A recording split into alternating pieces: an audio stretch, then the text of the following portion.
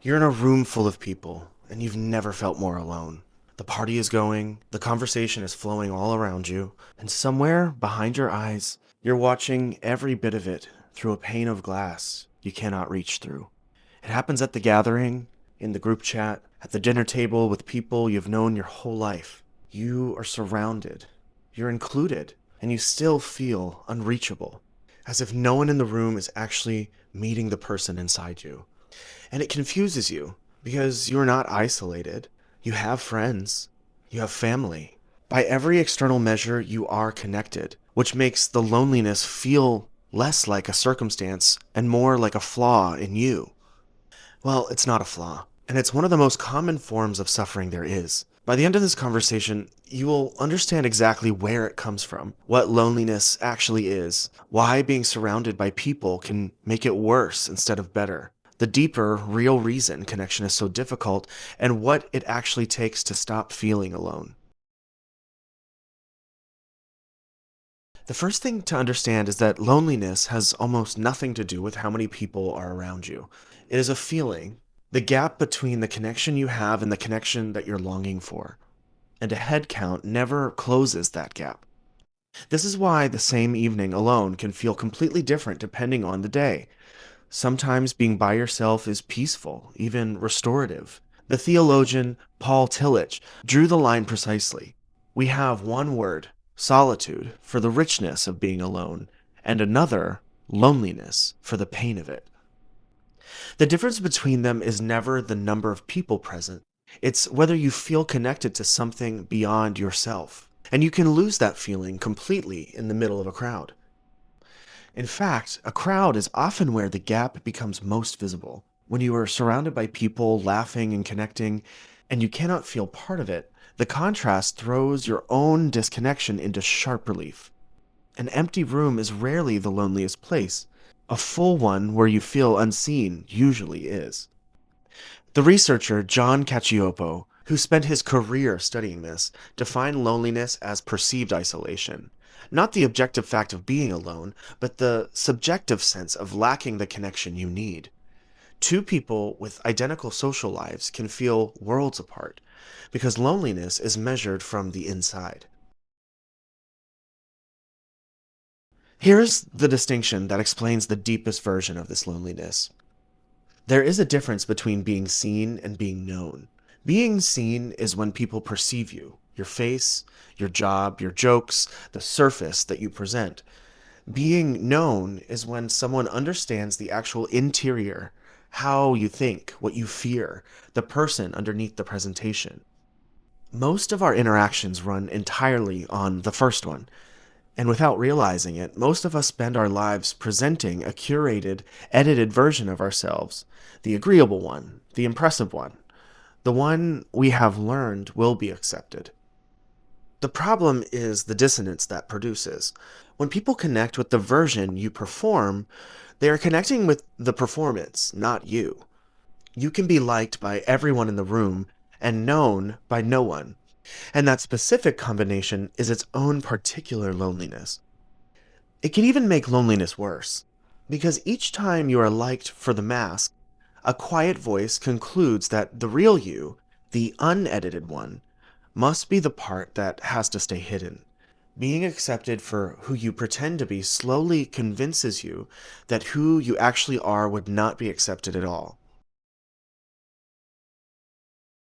Now we reach the deepest layer, and it's one almost no one names out loud, which is part of why loneliness feels so isolating.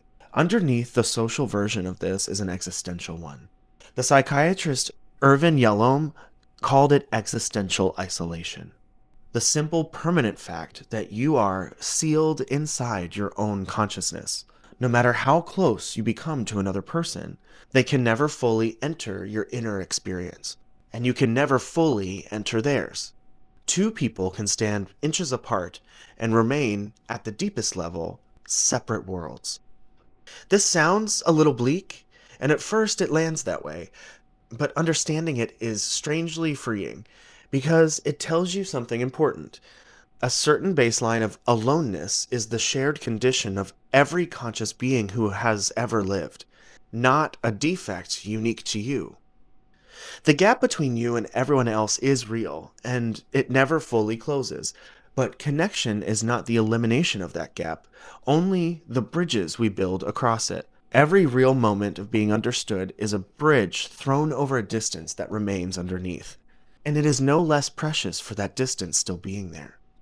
And if you've ever felt that no one could possibly understand what it's like to be you, that's actually a sensation that we all share. That is the single most universal feeling there is.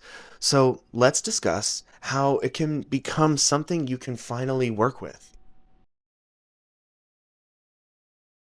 There's a cruel mechanism that keeps loneliness in place once it takes hold, and understanding it is what finally lets you break the cycle. Loneliness actively changes how you see other people. Cacioppo discovered that loneliness puts the mind into a kind of self protective alert. When you feel disconnected, you begin scanning for social threat, reading neutral faces as cold, hearing rejection in an offhand reply, bracing for the exclusion you now expect. Loneliness makes you hypersensitive to the very rejection that you fear most. And that scanning makes you withdraw. You pull back into yourself to protect yourself. You read the coldness that is not there. You stop reaching out. And every one of those moves deepens the disconnection that started it. The more lonely you feel, the more guarded you become. And the more guarded you become, the more lonely you get. The philosopher Schopenhauer captured this perfectly with an image. On a freezing night, a group of porcupines huddle together for warmth. But the closer they get, the more they prick each other with their quills, until the pain drives them apart, where they freeze again. They spend the whole night moving in and out, searching for the one distance that gives them warmth without too much pain. That is the human predicament exactly. We need closeness to survive the cold, and closeness is precisely what risks hurting us. And loneliness, cruelly, pushes the quills out further, widening the distance at the very moment we most need to close it. So here's how you begin to work your way out.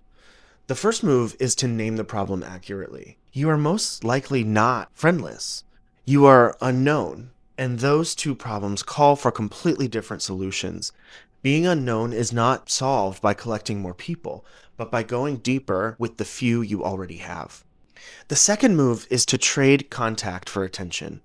Being known cannot be built from likes, quick replies, and group settings where everyone performs. It requires the conditions we have quietly engineered out of modern life: unhurried time, undivided attention, and the repeated presence that lets someone gradually see past your surface.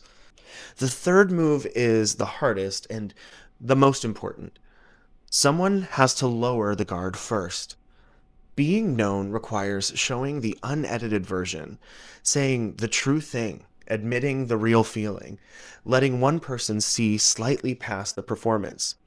It is a risk every time because they might not accept what they see. But this is the only door in. Connection is built when one person reveals something and another person meets it with acceptance instead of retreat. And because loneliness makes you wait for someone else to go first, the way out usually requires you to be the one who does, to offer a small, true piece of yourself and let it be met. The fourth move is to make peace with the gap that never closes. Stop measuring your connections against a fantasy of being perfectly, completely understood, because that is available to no one. Aim instead for the bridges, the moments of being genuinely, partially known, and let those be enough, because they are what connection actually is. And finally, learn the difference between loneliness and solitude. When you can be alone without ache, when your own company becomes good rather than something to escape, you stop approaching people from a place of desperation. And paradoxically, that is when connection becomes easier, because you are no longer asking other people to rescue you from yourself. Step back, and the whole thing comes into focus. Loneliness is the gap between the contact you have and the connection that you need. which is why a crowded room can be the loneliest place of all. It runs so deep because most of us are liked for a performance, while the real self stays hidden. And because underneath even that, every consciousness is fundamentally separate. That ache is your nature signaling a genuine human need going unmet, which is exactly why it deserves to be taken seriously rather than treated as a personal flaw. And it loses its grip on you the moment you stop trying to fix it with more people and start doing the harder, braver thing, letting one person slowly actually know you. More people is never going to be the answer. You feel less alone the moment you are truly known by even one person. And that begins with the courage to be the one who stops performing first. If this video made you feel a little less alone, please give the video a thumbs up and hit subscribe. Also hit the notification bell so you know the moment each new episode appears out of the blue.